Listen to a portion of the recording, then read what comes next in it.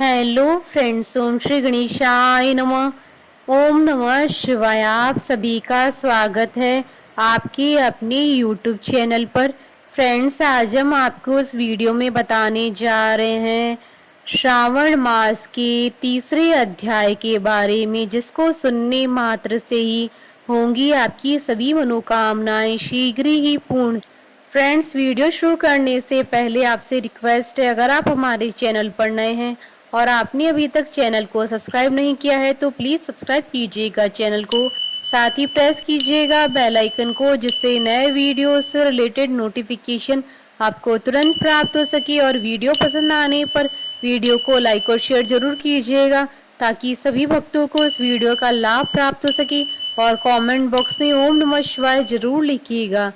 श्रावण मास महात्म सब प्रकार के विघ्नों का नाश करने वाले, सारी सृष्टि का पालन करने वाले श्री गणेश जी तथा ज्ञान की दाता देवी श्री सरस्वती जी तथा सब पुराणों के कर्ता श्री व्यास जी तथा श्री गुरुदेव जी के चरण कमलों में नमस्कार करके भगवान की श्रद्धा और भक्ति रस में डूबे हुए श्रावण मास की कथा कहती हूँ।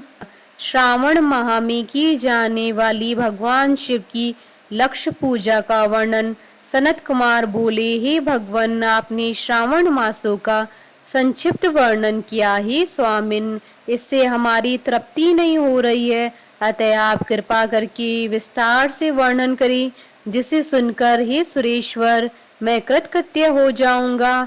ईश्वर बोले, हे योगीश, जो बुद्धिमान नक्त व्रत के द्वारा श्रावण मास को व्यतीत करता है वह 12 महीनों में नक्त व्रत करने के फल का भागी होता है। नक्त व्रत में दिन की समाप्ति के पूर्व सन्यासियों के लिए रात्रि में गृहस्थों के लिए भोजन का विधान है। उसमें सूर्यास्त के बाद की 3 घड़ियों को छोड़कर नक्त भोजन का समय होता है। सूर्य के अस्त होने के पश्चात 3 घड़ी संध्या काल होता है। संध्या वेला में आहार, मैथुन, निद्रा और चौथा स्वाध्याय, इन चारों कर्मों का त्याग कर देना चाहिए। गृहस्थ और यति के भेद से उनकी व्यवस्था के विषय में मुझसे सुनिए। सूर्य के मंद पड़ जाने पर जब अपनी छाया अपने शरीर से दुगनी हो जाए, उस समय के भोजन को यति के लिए नक्त भोजन कहा गया है। रात्रि भोजन उनके लिए नक्त भोजन नहीं होता है। तारों के दृष्टिगत होने पर विद्वानों ने गृहस्थ के लिए नक्त कहा है। यति के लिए दिन के 8वें भाग के शेष रहने पर भोजन का विधान है। उसके लिए रात्रि में भोजन का निषेध किया गया है। गृहस्थ को चाहिए कि वह विधि पूर्वक रात्रि में नक्त भोजन करे, और यति, विधवा तथा विदुर व्यक्ति सूर्य के रहते नक्त व्रत करें। विदुर व्यक्ति यदि पुत्रवान हो तब उसे भी रात्रि में ही नक्त व्रत करना चाहिए। अनाश्रमी हो अथवा आश्रमी हो, अथवा पत्नी रहित हो अथवा पुत्रवान हो, उन्हें रात्रि में नक्त व्रत करना चाहिए। इस प्रकार बुद्धिमान मनुष्य को अपने अधिकार के अनुसार नक्त व्रत करना चाहिए। इस मास में नक्त व्रत करने वाला व्यक्ति परम गति प्राप्त करता है। मैं प्रातः काल स्नान करूंगा, ब्रह्मचर्य व्रत का पालन करूंगा, नक्त भोजन करूंगा, पृथ्वी पर सोऊंगा और प्राणियों पर दया करूंगा। हे देव, इस व्रत को प्रारंभ करने पर यदि मैं मर जाऊं तो हे जगतपते, आपकी कृपा से मेरा व्रत पूर्ण हो। ऐसा संकल्प करके बुद्धिमान व्यक्ति को श्रावण मास में प्रतिदिन नक्त व्रत करना चाहिए। इस प्रकार नक्त व्रत करने वाला मुझे अत्यंत प्रिय होता है। ब्राह्मण के द्वारा अथवा स्वयं ही अति रुद्र, महारुद्र अथवा रुद्र मंत्र से महीने भर प्रतिदिन अभिषेक करना चाहिए।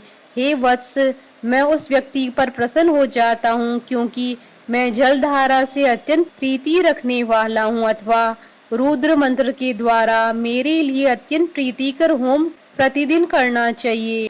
अपने लिए जो भी भोज्य पदार्थ अथवा सुखोपभोग की वस्तु अति प्रिय हो, संकल्प करके उन्हें श्रेष्ठ ब्राह्मणों को प्रदान करके स्वयं महीने भर उन पदार्थों का त्याग करना चाहिए।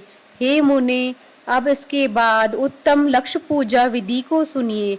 लक्ष्मी चाहने वाले अथवा शांति की इच्छा वाले मनुष्य को लक्ष्य बिलपत्रों या लक्ष्य दुर्वा दलों से शिव की पूजा करनी चाहिए। आयु की कामना करने वालों को चंपा के लक्ष पुष्पों तथा विद्या चाहने वाले व्यक्ति को मल्लिका या चमेली के लक्ष पुष्पों से श्रीहरि की पूजा करनी चाहिए। शिव तथा विष्णु की प्रसन्नता तुलसी के दलों से सिद्ध होती है। पुत्र की कामना करने वालों को कटेरी के दलों से शिव तथा विष्णु का पूजन करना चाहिए। बुरे स्वप्न की शांति के लिए धान्य से पूजन प्रशस्त होता है। देव के समक्ष निर्मित किए गए रंगवल्ली आदि से विभिन्न रंगों से रचित पद्म, स्वास्तिक और चक्र आदि से प्रभु की पूजा करनी चाहिए। इस प्रकार सभी मनोरथों की सिद्धि के लिए सभी प्रकार के पुष्पों से यदि मनुष्य लक्ष्य पूजा करे तो शिव जी प्रसन्न होंगे। तत्पश्चात उद्यापन करना चाहिए, मंडप निर्माण कराना चाहिए और मंडप के त्रिभाग परिमाण में वेदिका बनानी चाहिए। तदंतर पुण्यावाचन करके आचार्य का वर्ण करना चाहिए और उस मंडप में प्रविष्ट होकर गीत तथा वाद्य के शब्दों और तीव्र वेद ध्वनि से रात्रि में जागरण करना चाहिए। वेदिका के ऊपर उत्तम लिंग तो भ्रत बनाना चाहिए और उसके बीच में चावलों से सुंदर कैलाश का निर्माण करना चाहिए। उसके ऊपर तांबे का अत्यंत चमकीला तथा पंच पल्लव युक्त कलश स्थापित करना चाहिए और उसे रेशमी वस्त्र से वेष्टित करना चाहिए। उसके ऊपर पार्वती पति शिव की स्वर्णमय प्रतिमा स्थापित करनी चाहिए।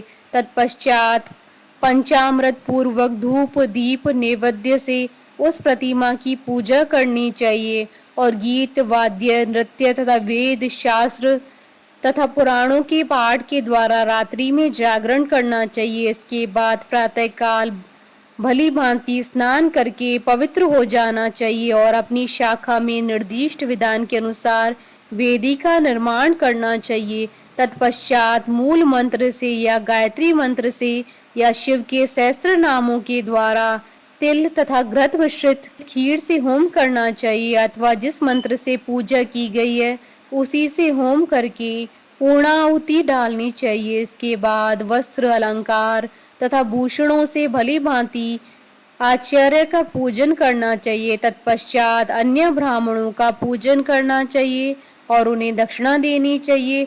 जिस जिस वस्तु से उमापति शिव की लक्ष्य पूजा की हो उसका दान करना चाहिए। स्वर्णमयी मूर्ति बनाकर शिव की पूजा करनी चाहिए। यदि दीप कर्म किया हो तो उस दीपक का दान करना चाहिए।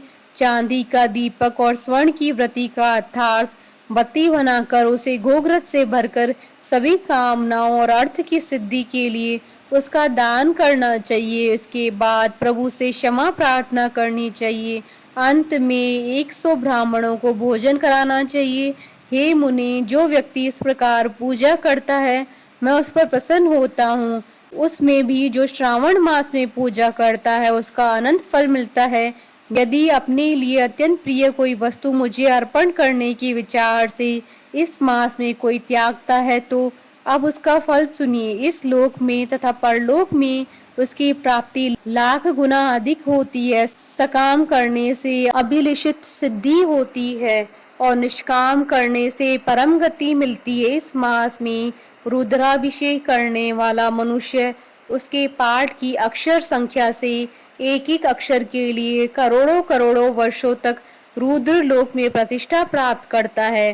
पंचामृत का अभिषेक करने से मनुष्य अमरत्व को प्राप्त करता है। इस मास में जो मनुष्य भूमि पर शयन करता है उसका फल भी सुनिए। हे द्विज श्रेष्ठ, वह मनुष्य 9 प्रकार के रत्नों से जड़ी हुई सुंदर वस्त्र से आच्छादित बिछे हुए कोमल गद्दे से सुशोभित देश तकियों से युक्त रम्य स्त्रियों से विभूषित रत्न निर्मित दीपों से मंडित तथा अत्यंत मृदु गरुड़ाकार प्रवाल मणि निर्मित अथवा हाथी दांत की बनी हुई अथवा चंदन की बनी हुई उत्तम तथा शुभ शैया प्राप्त करता है। इस मास में ब्रह्मचर्य का पालन करने से वीर्य की दृढ़ पुष्टि होती है।